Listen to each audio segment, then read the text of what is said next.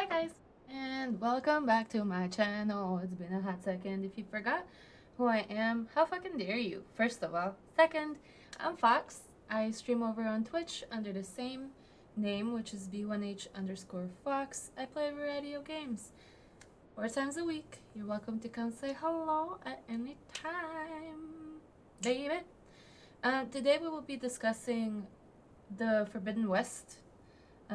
So Horizon is on our horizon today. How do you do? Um, I have a list of pros and cons I have written down. So if you see me looking down, it's just because I need a reminder where I'm at because I get distracted very easily and then start to ramble. So this. And I'll just put on some gameplay in the background so you guys can see me struggle. Eternally struggle. But basically, the game is beautiful. It's a beautiful game. The game visuals do not disappoint. If it is possible to say that it's even better visually than the previous game, it is. I don't know how. All the beautifulness is beautifuler. Like the skies, the stars, the views, the beautiful, the different tribes and their costumes and traditions and belief systems, amazing. Like I have no complaints about that. The mechanics have gotten way better. So like I already didn't really have a lot of complaints when it came to Zero Dawn as far as mechanics. I thought it played fairly well. Even though it had been several years old by the time I played it, I thought it was really fun. I didn't really have any like major gripes with it or anything like that. But this one is just like that, but like better. It's more responsive. It's more um just better. Like the next level of the old mechanics is what they gave and it was amazing. The weapon wheel was larger. I just wish they would have like verbally explained more about the weapons because I never really knew what the heck I was doing when I was equipping different like bows and stuff or like different casters and things because I would just randomly have like a whole bunch of different like ammo types and stuff and I just didn't really know what to do with it. Um puzzle aspect of the game was really really nice because it wasn't so complex or difficult that you needed to be a rocket scientist, but it was complex enough that it was like fun and engaging. They had a really really good balance between the two. Not so easy that it's just like whatever, you're like breezing through it, but again a good balance. um the tribes and the visuals, just like even in like out of context when you're talking to the different characters you can tell which tribe they're from even if they're not wearing the gear. Was really really dope. We got to freaking ride a bird finally, even though I didn't really know how to use it because every time I tried it was just like a nosedive to the ground and then it would go really fast, but the it wasn't really like that useful. Maybe there was a different way to do it, I just never figured it out, I guess. um but yeah, so like I would fly really really high. It was really fun over the ocean because there aren't as many enemies there, so I would like fly up really really high and then she would like nosedive and go really fast over the water. So that was cool and it was really enjoyable. I thought that the functionality of calling the bird and how it like swoops you up and then being able to like rope cast or trip cast to it was also really good. I was kind of like lost in searching for the different merchants. You know how like in the old game, like some of them took those specific like condensed metals and stuff, and then they would just give you like um, those like low tier gift boxes or whatever, and you would open it with either had shards or supplies in there that you could like craft and stuff. Crafting was never really an issue in this game because it didn't feel like your gear mattered all that much. I kept the same armor for like a really long time in the end of the game. I think the last 30 hours or so, I was wearing the same gear. I just dyed it. Excuse me. A different color. The cough is gonna stay, and I'm sorry, I don't know how to edit. Someday, we continue to talk about this. And then we got the satisfaction of knowing like how Ted Pharaoh's demise came about. Also, this is a good time to let you guys know there's gonna be spoilers. So if you are looking for a spoiler-free review, this ain't it, Chief Keef. The game's been out for over a month, and so I feel like I could do that. All right, sorry. My cons are the storyline, like the overall arcing storyline. I don't know if that's how you say that, but like the main storyline or the main plot of the story was like spread out really, really, really thin. And maybe that's because I was doing so many quests. And the reason that I was doing so many is because in the old game, you found out a lot of pertinent information, like little bits and pieces of information that like helped you understand the overall plot. I don't feel like this game had that. It's very much a sequel, right? But then like Aloy would like constantly tell you how she met these characters, or like in her thoughts, or the beginning of the game opens with like kind of a dream sequence, and she's like, going through like her thought process and all of that, things that have happened, yada yada, like giving you basically a recap, right? And then um dang it, what's his name? He shows up, the bestie. Oh my god. I can't believe Varl, right? Varl shows up and then she's like, "Oh yeah, I met Varl at the beginning of the journey." Yeah, like, girl, I know. I was there.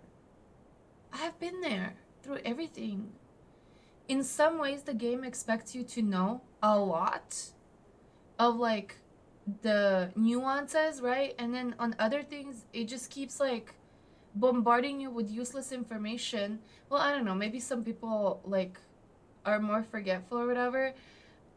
But I literally played this game every freaking day for 3 weeks. 3 weeks straight.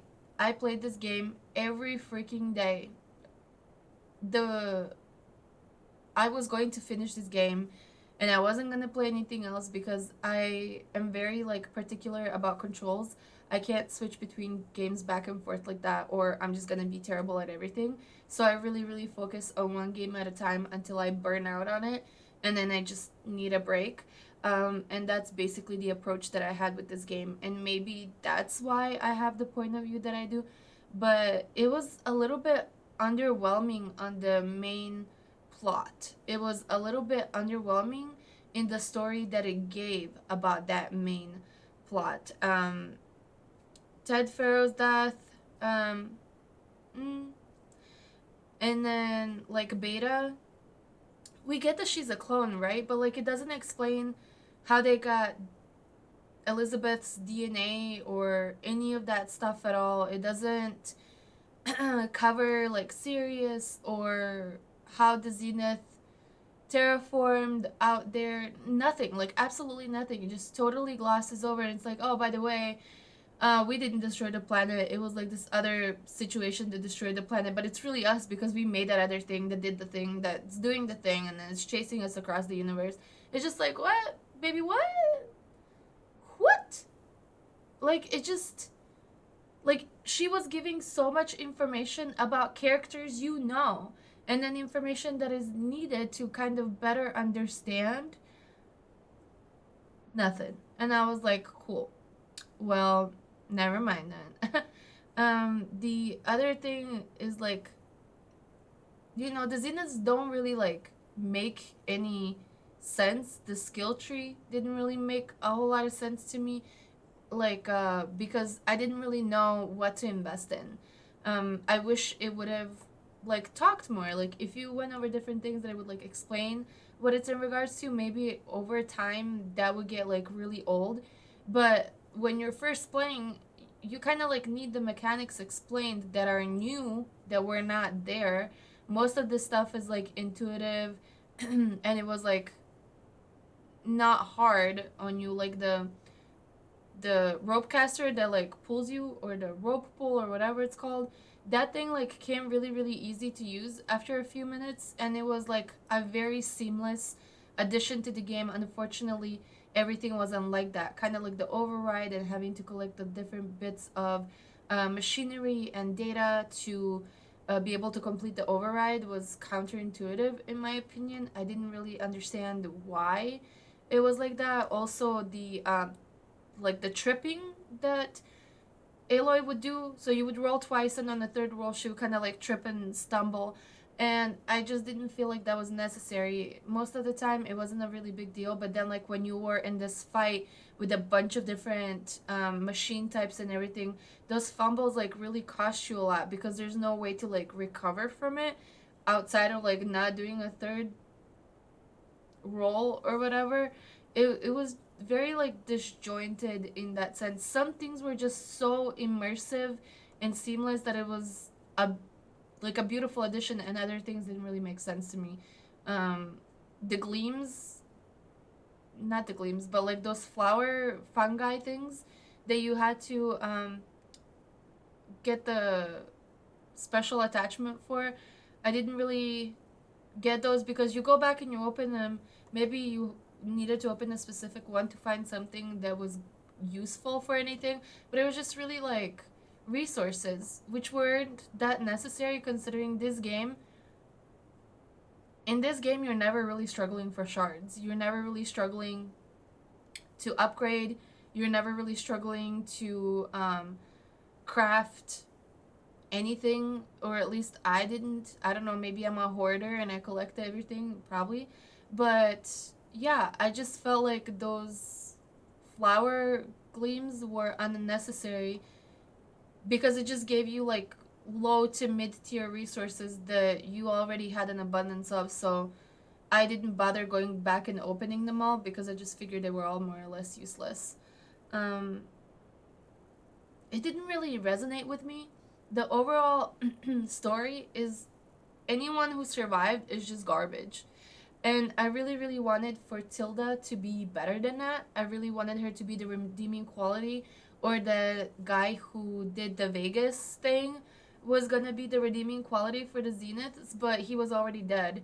And then I was hoping that Tilda was gonna be the redeeming quality, and she just turned out to be an old pervert with her galactic white minivan trying to spoop you up, tempt you with like the candy of eternity and existence and yada yada yada. And it just was like a very weird take to take. Hot take? I don't know. Women can be creepy too. I don't know. So those were a thing. I felt like gear didn't really matter. Whatever you picked was gonna be all right. There wasn't any one gear that really, really. There wasn't any one set that gave you so much of a benefit that you were gonna overlook another. I don't know. It felt inconsequential. I think it's a little bit harder if you play all the way through with your starting gear, but one of my friends literally played the whole game with the starting gear, forgetting that they could buy or craft more. And yeah, completed the whole game with the starting set. So that's that.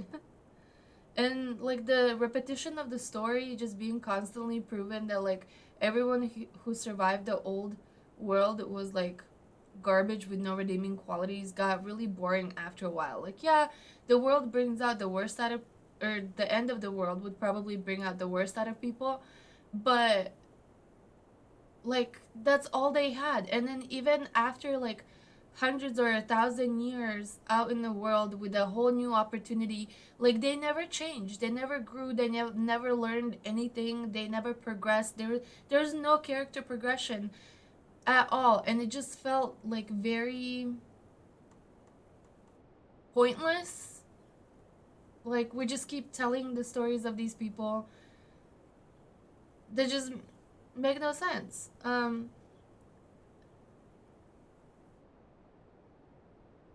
Let me see. The other thing that I didn't understand is like Ted Farrow was sending signal like information, was having like conversations with the alphas, and then he killed them off. Maybe that storyline or like timeline isn't explained well enough, but like my understanding was that it took 50 years for Miranda to craft the code to, you know, like shut off the machines, and they never got that code because, you know, Gaia had to self destroy because Hades was being taken over. Um, but even before that, like Ted Farrow killed off the Alpha shortly after um, Elizabeth passed away. So it doesn't even have anything to do with Gaia or whatever. But basically, what I'm saying is like they're in these sealed cocoons underground that are meant to not receive or send information because they're basically waiting up for the machines to shut down, um, to conserve power or whatever. So how did he from California kill them in the bunker that they were in underground close to like Colorado Springs? Like I don't know. I'm just very very confused on some of the things, and I'm not one of those people that like breaks down absolutely every piece of the story because everything needs to add up. Not at all. I'm here to enjoy the story as it's being told because it's a game. It's not rocket science. You're not building solar system out of this game, so it doesn't have to add up in everything that it does. But it was just like weird. It was there are several things in the story here that you'll start to collect, and you're just like that doesn't really make sense or that doesn't really add up, and it's kind of like those things that like make you think about it constantly because it makes no sense. And overall, I guess like let's flip back. So I could just tell you, overall, I would highly recommend to play the game because if nothing else, like the main plot or the main story is a very very small part of this game. It's always kind of looming indirectly over you to have you move forward, but honestly, it is not a big part of the gameplay. There's so many side quests, there's so much map to explore, there's so many different tribes and unique um, views or perspectives to go over that you don't have to like fixate on it like I did. But for me, that was like a huge drawback. I would still recommend playing it because again, like you spend so much time in side quests, so much time observing like how beautiful the game is, how responsive it is, flying over things. It's like really really fun. Just the entire like exploration aspect of the story is really amazing, and I would still recommend you guys play. And if you guys ever want to stop by my stream or on Twitch, it's Monday and Tuesday from 8 to 10 p.m. Central Time, and then Friday from 8 p.m. until whenever, and then Saturday from 4 p.m. until whenever. It doesn't always start at 4. I try my best, but like life, and it's Saturday, so you know, I do what I can. I do appreciate you guys so much for being here. I hope you have a wonderful day, and I will catch you in the next one. Okay,